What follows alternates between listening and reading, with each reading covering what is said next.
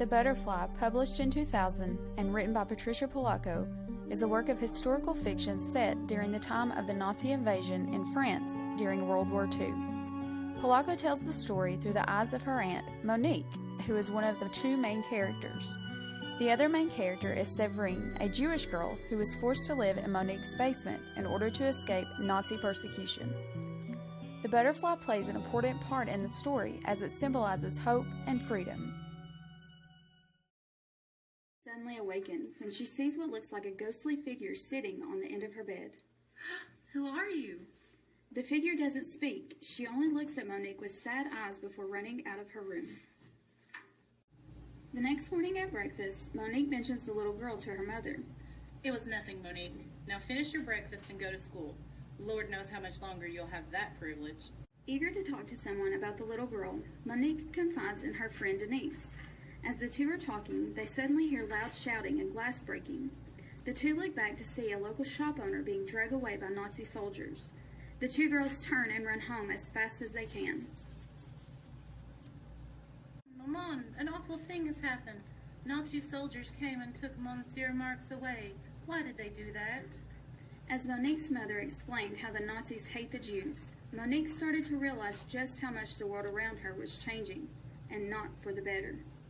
As Monique is laying in bed one night, the ghostly figure reappears. She learns that the ghost is actually a Jewish girl named Séverine. She and her family are being hidden in the cellar by Monique's mother, who is part of the French resistance. After learning of this, Monique vows she will keep her friend's secret and protect her at all costs. The next morning at breakfast, Monique did not know what to say to her mother, so she kept her adventure to the cellar the night before a secret. Monique, please go to your garden and cut some of your beautiful flowers for our table. As Monique and Penoff, her cat, were in the garden, Penoff suddenly sunk low to the ground as his eyes were fixed on something. It was a papillion, a butterfly. Suddenly the air grew still and heavy. Monique looked over the wall in the garden and saw shiny tall boots. There were 3 Nazi soldiers looking back at her. One reached over the wall and took the butterfly. Jolie, n'est-ce pas? The Nazi grinned and squeezed his hand around the butterfly. Monique ran into her home and into her mother's arms. She told her about what the Nazi had done to the butterfly and asked if they had done the same thing to the local shop owner. Her mother said nothing. Monique knew then why Séverine needed to be protected. One night, as Monique and Séverine were playing, Monique gave Séverine some gifts from the outside world that she could no longer enjoy. Monique sprinkled some dark earth into Séverine's hands. Smell it, Séverine. Ah, this smells like the outside air.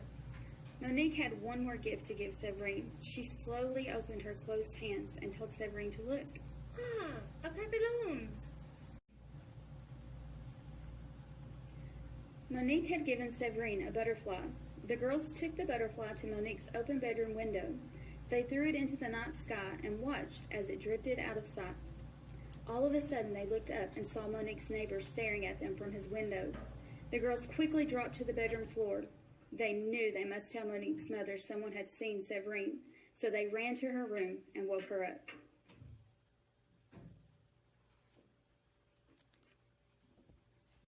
But we must leave separately. Séverine, it's for your own safety. Maman, Papa, I don't want you to leave. It's okay. Monique and her mother will protect you. Promise us you'll stay strong. I will. Séverine, Monique, and her mother make their way to the meeting place where Séverine would be picked up. Minutes seemed like hours as they waited in the darkness. Finally, the car arrived that would carry Séverine to safety. As the weeks passed by, Monique thought of Séverine often.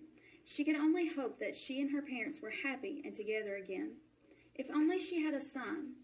Then, just like that, a butterfly floated down into the garden, then another and another. Monique took one to her cheek, and its wings fluttered. A kiss. After that day, Monique could live in peace, knowing in her heart that Séverine and her family were safe.